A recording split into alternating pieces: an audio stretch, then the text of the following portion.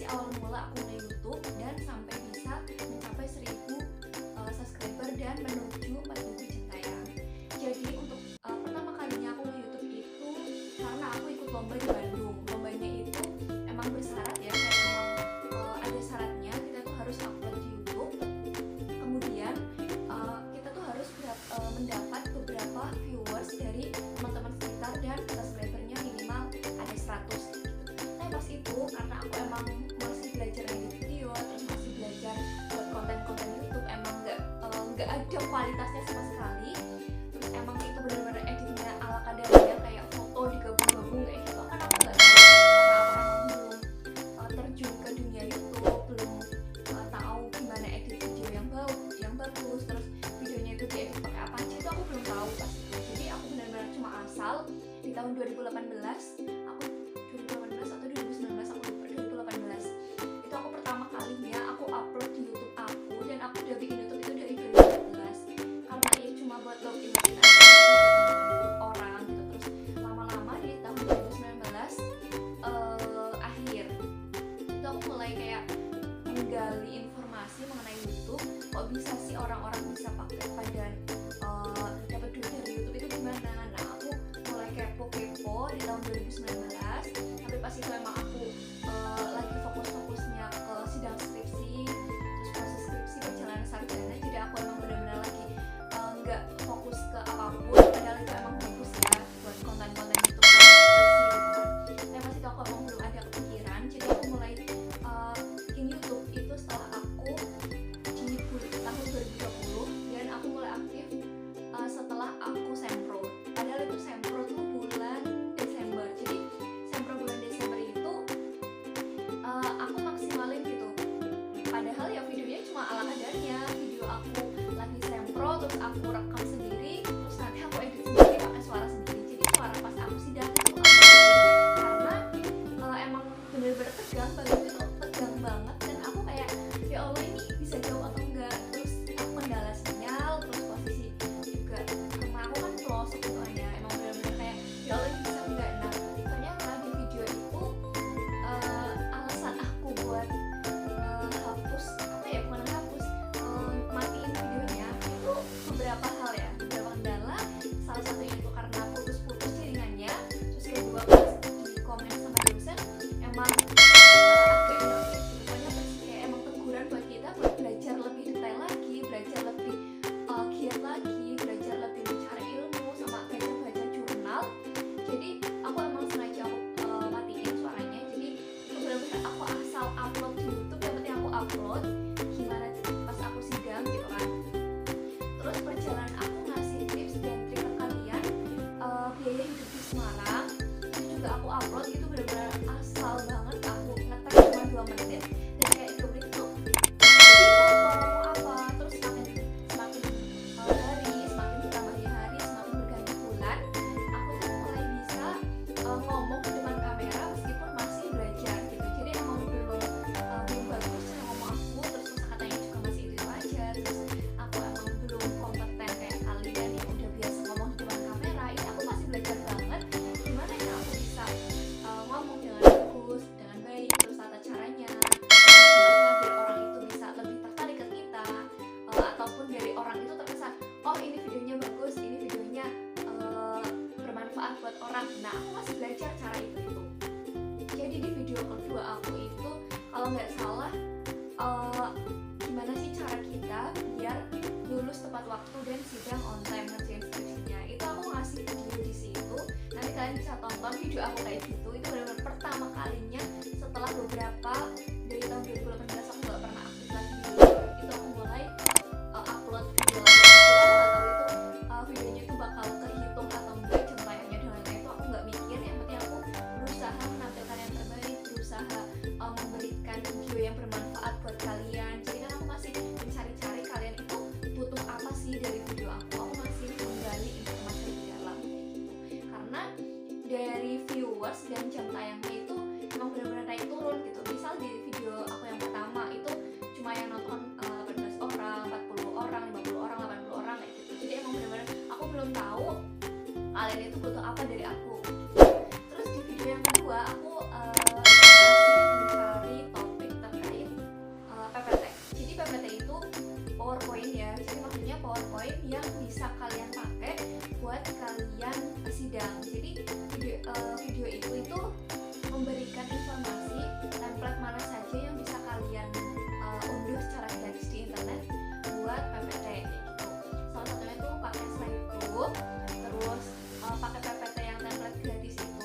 tinggal nonton aja di video aku, nanti aku kasih di sini ya. Terus video itu juga lumayan ya 100, kayaknya di bawah 100, itu masih di bawah 100, masih dikit banget. Aku ngerasa video aku tuh mungkin kalian bukan butuh itu, jadi aku masih berusaha mencari terus menggali apa aja sih yang kalian butuh. Terus di video yang selanjutnya itu terkait biaya hidup di Semarang. Jadi biaya hidup di Semarang itu emang ya tergantung kalian gitu. Kalian itu mau hemat ya bisa, mau hedon ya bisa, terus kalian mau makan seadanya juga bisa, tergantung dari kalian sendiri. Kalian sendiri itu mau hidup hemat atau mau hidup pas-pasan atau mau hidup sederhana aja gitu. Terus kalian mau hidup hemat juga banyak kayak gitu, karena kalian bisa beli makanan yang kayak sate gitu, sate yang jualan lewat itu juga murah, itu udah termasuk kelontong. Satenya itu suhunya 2 ribuan.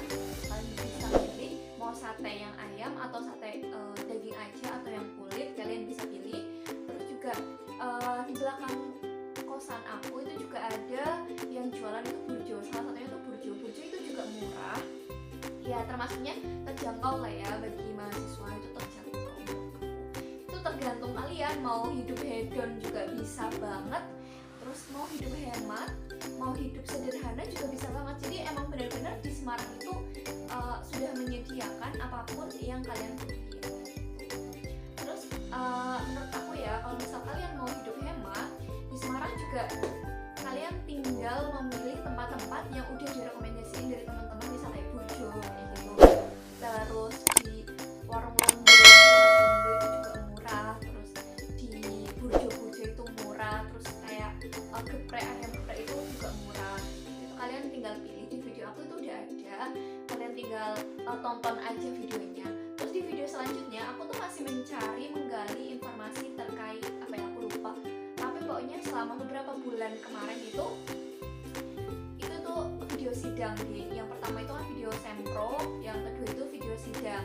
Kemarin di video sidang itu tuh aku jelasin gimana biar aku itu gak nervous saat sidang, terus gimana pas aku menjawab pertanyaan dari dosen, meskipun menurut aku itu jawabannya itu kurang tepat, entah itu kurang tepat, entah dosennya itu karena sinyal ya. Jadi kemarin tuh benar-benar diklarifikasi jawaban sama pertanyaan itu sinkron atau enggak kayak gitu. Jadi aku jelasin ulang. Nah ternyata dari dosen itu jawab kalau misalnya sinyalnya itu putus-putus, jadi jawabanku itu enggak terdengar gitu sama dosen.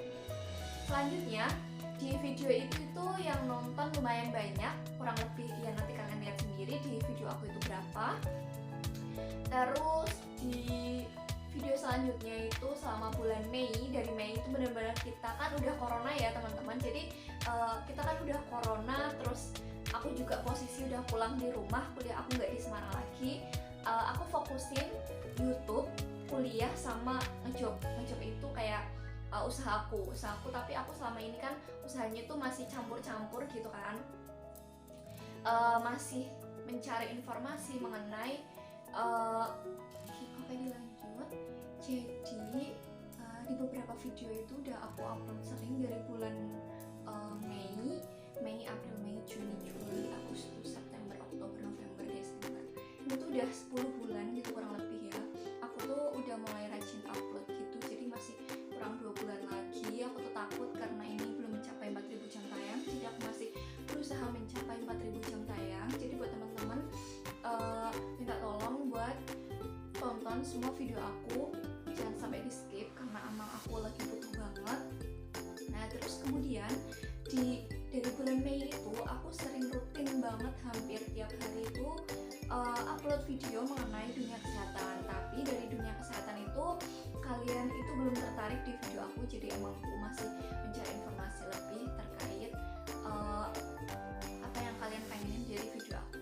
Tapi dari beberapa video itu, tapi lumayan, alhamdulillah lumayan banget, itu bisa nambah subscriber, terus juga nambah jam tayang. Jadi emang benar-benar dari awal itu belum ada 100 yang subscribe, itu masih dikit banget, terus tiba-tiba udah 100, aku senang banget, alhamdulillah banget. Terus nambah terus, pokoknya sebulan itu nambahnya 100, jadi kurang lebih ya 10 bulan itu ya harus 1000 kurang lebih. Jadi aku baru mencapai 1000 subscriber itu di bulan November akhir.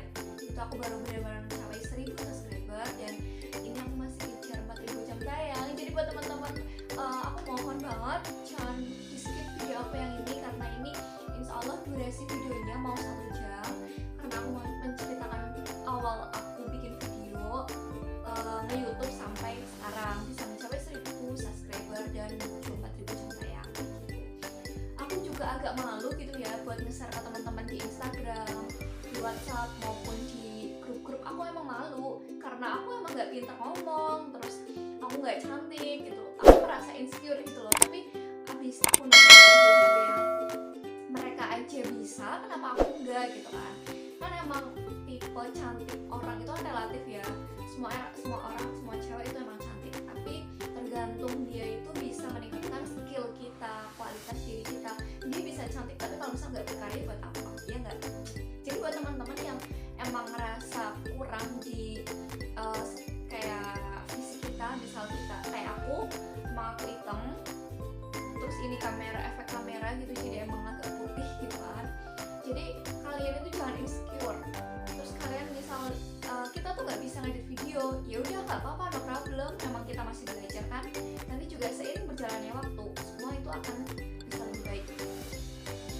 Aku nggak menuntut kalian buat bikin video kayak aku, itu enggak. Jadi motivasi aku menceritakan awal aku nge-YouTube buat kalian itu emang biar kalian itu bisa ngomong gitu di depan kamera. Tujuan aku itu karena aku emang selama itu belum bisa ngomong di depan umum, dan ketika aku ngomong di depan umum, entah itu dosen, entah itu teman-teman sendiri, itu aku masih gugup. Tapi entah kenapa setelah aku mulai belajar YouTube, itu mulai memberanikan diri buat aku cerita ke kalian, meskipun ini ceritanya itu nggak jelas gitu, tapi aku berusaha biar kalian itu tetap stay tune di video ini.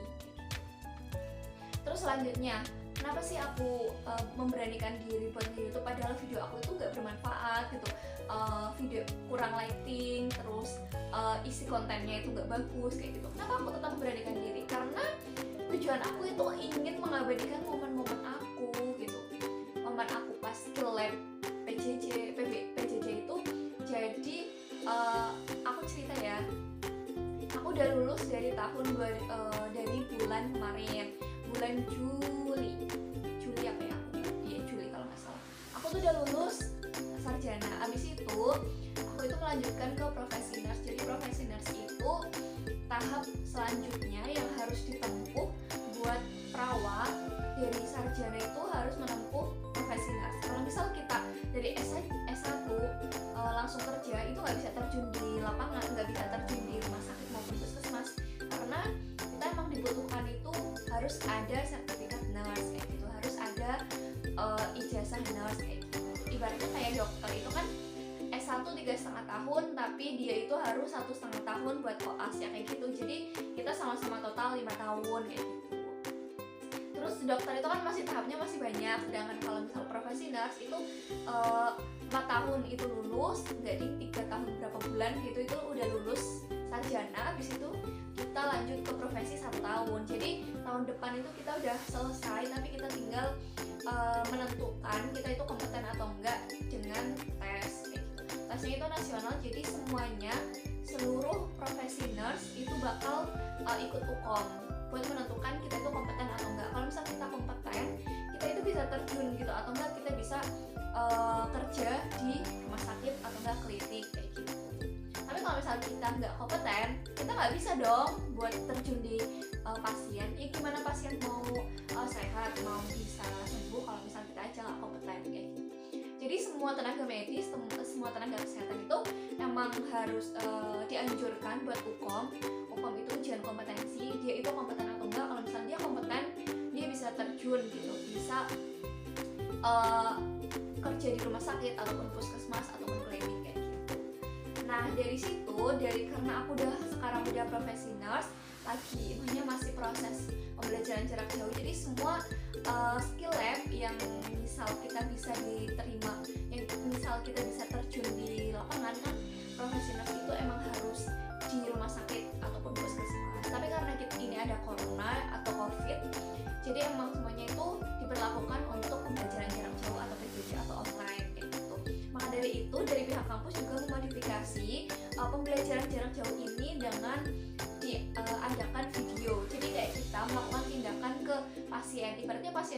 keluarga kita sendiri. Jadi biar emang nggak ada tertular gitu kan COVID, maupun kita menyebarkan maupun kita menerima tervirus kayak gitu kan, terkena virus maupun terinfeksi kayak gitu kan. Jadi kita dianjurkan untuk yang satu rumah saja kayak gitu.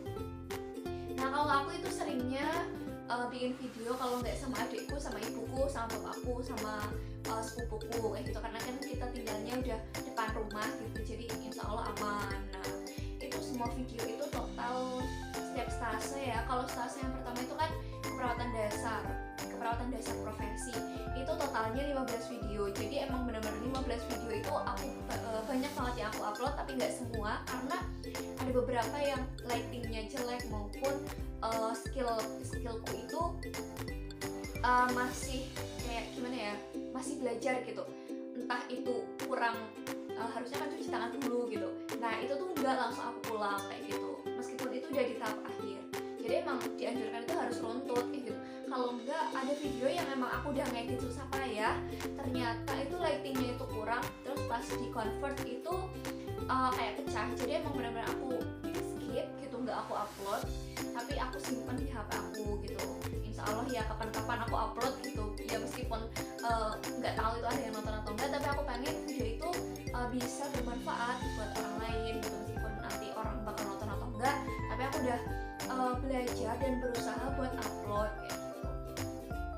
Nah di bulan Mei itu bener Mei, Juni, aku mulai aktif tuh dari Mei itu buat sidang ya, jadi cerita-cerita tentang sidang kayak gitu, pengalaman-pengalaman aku. Tapi kalau udah bulan Juni, Agustus, September, dari September aku udah mulai upload video itu terkait skill lab aku, skill yang aku tag ke video itu terkait pembelajaran tentang perawat. Jadi tindakan-tindakan apa aja yang perawat lakukan ke pasien kayak gitu.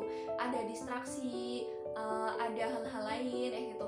Terus ada edukasi ke pasien. Nah, itu bisa diterapkan, bisa aku upload karena emang itu bermanfaat gitu. Itu ada tindakan juga cuci tangan, terus mengatur posisi kepada klien, terus ada apa ya, dahak gitu, batuk efektif, terus ada kayaknya macam-macam distraksi juga ada. Jadi nanti kalian yang belum nonton video aku yang itu, kalian bisa nonton kayak gitu ya.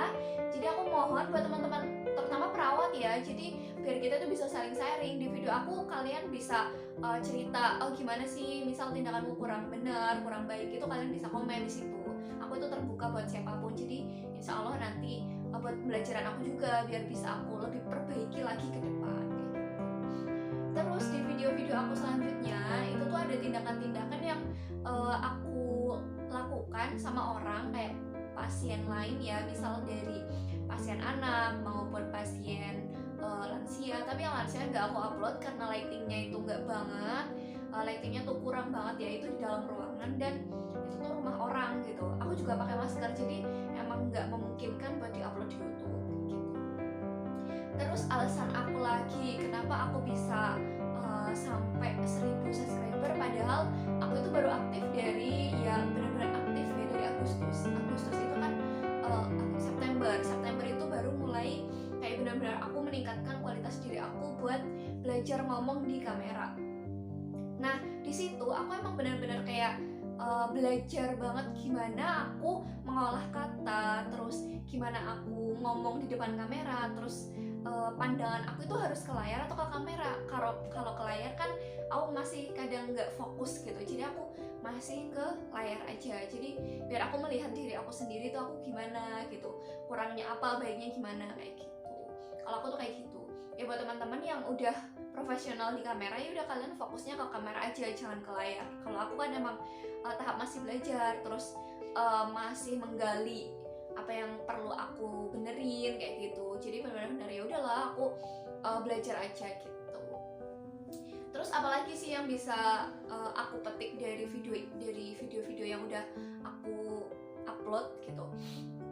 Kalau video aku yang udah aku upload beberapa ya, mereka itu banyak yang kasih saran dan komentar kayak gitu. Salah satunya yang misal entah itu lightingnya ataupun suaranya terlalu keras kayak gitu.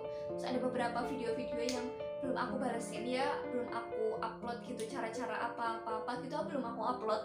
Memang aku masih tahap mencari. Kalian tuh pengennya video aku tuh video apa aja gitu, jangan cuma video terkait kesehatan aja ataupun terkait dengan dunia tutorial maupun dunia keperawatan gitu.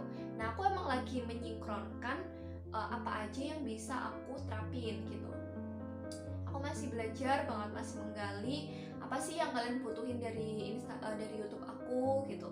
Aku masih bingung, belum menemukan ide yang tepat buat video-video aku selanjutnya. Nah gitu. Aku emang pengennya itu ke tutorial aja, tapi ke tutorial juga aku masih belajar ngedit tutorial buat ngerekam video yang bagus tuh gimana. Apa aku harus rekam layar atau aku harus pakai video gimana gitu. Itu aku emang masih menggali ya. Jadi emang benar-benar aku pengen yang bisa bermanfaat buat kalian dan bermanfaat buat orang banyak gitu, nggak cuma orang-orang sekitar aku tapi buat orang banyak gitu. Terus dari video-video itu ada juga yang berkomentar kayak gini, Kak kenapa nggak dunia kesehatan aja, karena dari kakak itu dari perawat kayak gitu.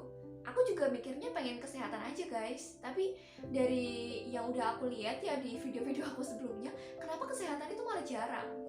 Aku kan heran, makanya kenapa kalian malah pengen aku itu terjun di bukan dunia kesehatan. Aku kan bingung kan ya, makanya skill aku terus kompeten aku itu lebih ke kesehatan, meskipun kurang ahli, masih belajar juga karena aku masih tahap belajar gitu, belum sepenuhnya menguasai dan belum seahli kalian yang sudah terjun di lapangan kayak gitu. Aku masih belajar juga guys, jadi emang benar-benar gimana caranya aku bisa melatih skill aku di dunia keperawatan maupun di dunia kesehatan kayak gitu. Dan nanti buat kalian yang pengen video aku terkait dunia kesehatan, kalian komen aja di bawah, nanti aku bikinin video terkait dunia kesehatan. Maunya video apa gitu kan, maunya pengen di pernikahan gitu, orang-orang yang mau nikah itu syaratnya gimana sih, biasanya ada tes kesehatan nggak, gini loh, ya jelas dong kayak gitu. Nanti aku bakal jawabin kayak gitu nanti pakai video. Yang jelas aku pengen video aku tuh berkembang gimana ke depannya gitu. Jadi aku oke dilanjut. Jadi di beberapa video itu udah aku upload sering dari bulan Mei, April, Mei, Juni, Juli, Agustus, September, Oktober, November, Desember. Ini tuh udah 10 bulan gitu kurang lebih ya. Aku tuh udah mulai rajin upload gitu. Jadi masih kurang 2 bulan lagi. Aku tuh takut karena ini belum mencapai 4.000 jam tayang. Jadi aku masih berusaha mencapai 4.000 jam tayang. Jadi buat teman-teman minta tolong buat tonton semua video aku, jangan sampai di skip karena emang aku lagi butuh banget. Nah terus kemudian dari bulan Mei itu aku sering rutin banget, hampir tiap hari itu upload video mengenai dunia kesehatan. Tapi dari dunia kesehatan itu kalian itu belum tertarik di video aku, jadi emang aku masih mencari informasi lebih terkait apa yang kalian pengenin dari video aku. Tapi dari beberapa video itu, tapi lumayan, alhamdulillah lumayan banget, itu bisa nambah subscriber, terus juga nambah jam tayang. Jadi emang benar-benar dari awal itu belum ada 100 yang subscribe, itu masih dikit banget, terus tiba-tiba udah 100, aku senang banget, alhamdulillah banget. Terus nambah terus, pokoknya sebulan itu nambahnya 100. Jadi kurang lebih ya 10 bulan itu ya harus ya 1000 lah kurang lebih itu. Jadi aku baru mencapai 1000 subscriber itu di bulan November akhir. Itu aku baru benar-benar mencapai 1000 subscriber, dan ini aku masih kejar 4000 jam tayang. Jadi buat teman-teman aku mohon banget jangan di skip video aku yang ini, karena ini insya Allah durasi videonya mau 1 jam, karena aku mau menceritakan awal aku bikin video nge-YouTube sampai sekarang bisa mencapai 1000 subscriber dan menuju 4000 jam tayang kayak gitu. Aku juga agak malu gitu ya buat nge-share ke teman-teman di Instagram, di WhatsApp maupun di grup-grup. Aku emang malu karena aku emang nggak pintar ngomong, terus aku nggak cantik gitu. Aku ngerasa insecure gitu loh. Tapi abis aku nonton video-video yang mereka aja bisa, kenapa aku enggak gitu kan? Kan emang tipe cantik orang itu kan relatif ya. Semua orang, semua cewek itu emang cantik, tapi tergantung dia itu bisa meningkatkan skill kita, kualitas diri kita. Dia bisa cantik tapi kalau misalnya nggak berkarya buat apa, ya nggak? Jadi buat teman-teman yang emang ngerasa kurang di kayak fisik kita, misal kita kayak aku, emang aku hitam, terus ini efek kamera gitu, jadi emang agak putih gitu kan. Jadi kalian itu jangan insecure. Terus kalian misal kita tuh nggak bisa ngedit video, ya udah nggak apa-apa, no problem, emang kita masih belajar kan. Nanti juga seiring berjalannya waktu semua itu akan bisa lebih baik kayak gitu. Aku nggak menuntut kalian buat bikin video kayak aku, itu enggak. Jadi motivasi aku menceritakan awal aku nge-YouTube buat kalian itu emang biar kalian itu bisa ngomong gitu di depan kamera. Tujuan aku itu karena aku emang selama itu belum bisa ngomong di depan umum, dan ketika aku ngomong di depan umum, entah itu dosen, entah itu teman-teman sendiri, itu aku masih gugup. Tapi entah kenapa setelah aku mulai belajar YouTube, itu mulai memberanikan diri buat aku cerita ke kalian, meskipun ini ceritanya itu nggak jelas gitu, tapi aku berusaha biar kalian itu tetap stay tune di video ini kayak gitu. Terus selanjutnya, kenapa sih aku memberanikan diri buat nge-YouTube padahal video aku itu nggak bermanfaat gitu, video kurang lighting, terus isi kontennya itu nggak bagus kayak gitu. Kenapa aku tetap memberanikan diri? Karena tujuan aku itu ingin mengabadikan momen-momen aku gitu, momen aku pas skill lab PJJ itu. Jadi aku cerita ya, aku udah lulus dari dari bulan kemarin, bulan Juli apa ya, Juli kalau nggak salah. Aku tuh udah lulus sarjana. Abis itu aku itu melanjutkan ke profesi nurse. Jadi profesi nurse itu tahap selanjutnya yang harus ditempuh buat perawat. Dari sarjana itu harus menempuh profesi nurse. Kalau misal kita dari S1 langsung kerja, itu nggak bisa terjun di lapangan, nggak bisa terjun di rumah sakit maupun puskesmas, karena kita emang dibutuhkan itu harus ada sertifikat nurse kayak gitu, harus ada ijazah nurse kayak gitu. Ibaratnya kayak dokter itu kan S1 3,5 tahun, tapi dia itu harus 1,5 tahun buat koas ya kayak gitu. Jadi kita sama-sama total 5 tahun kayak gitu.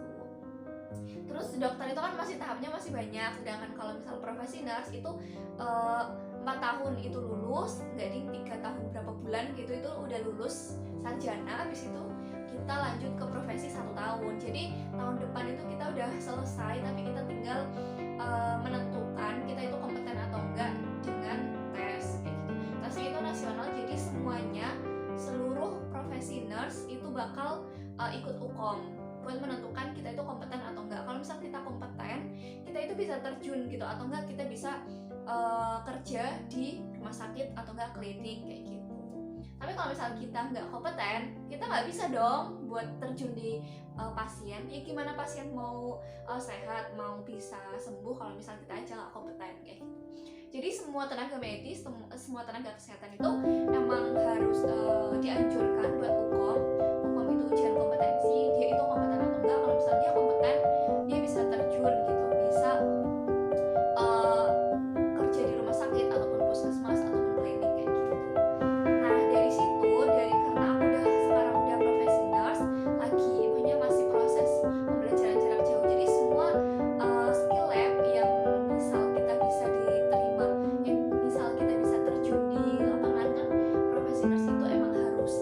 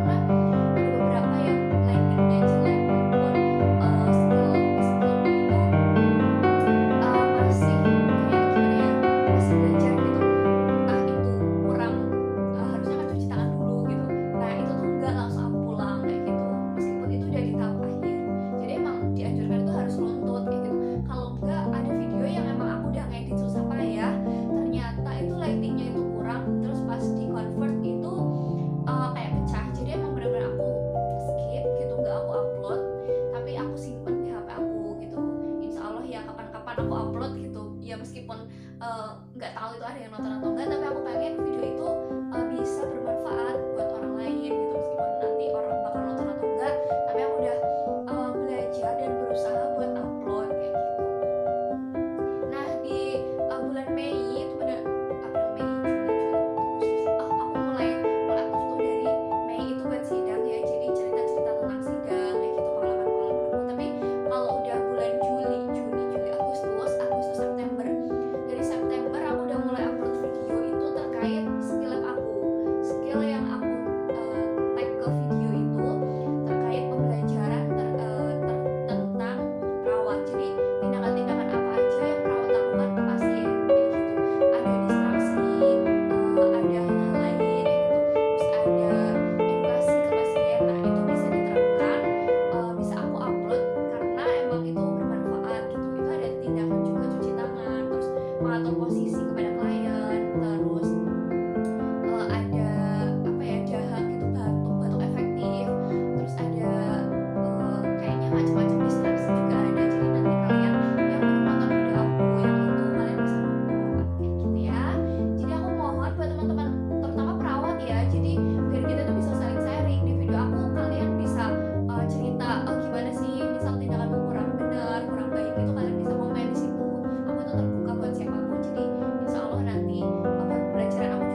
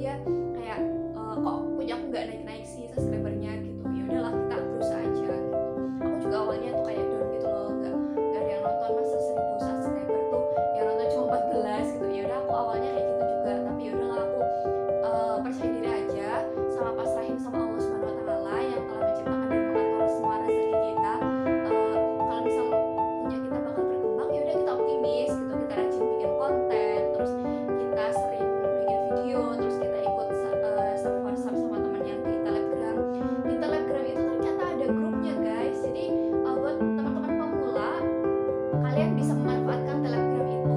Nah, di Telegram itu tuh kita bisa saling sharing gitu sama teman-teman. Tapi yang di-sharing itu jangan di lewat grup gitu. Kalau misal di dalam grup itu kita nggak bakal dijawab, mungkin dijawab tapi ya kayak mereka tuh lebih mentingin ya udah kita buat naikin jam tayang sama subscriber dong, bukan buat dengerin kamu cerita gitu. Kadang ada beberapa orang yang nggak peduli gitu loh sama teman, tapi kadang ada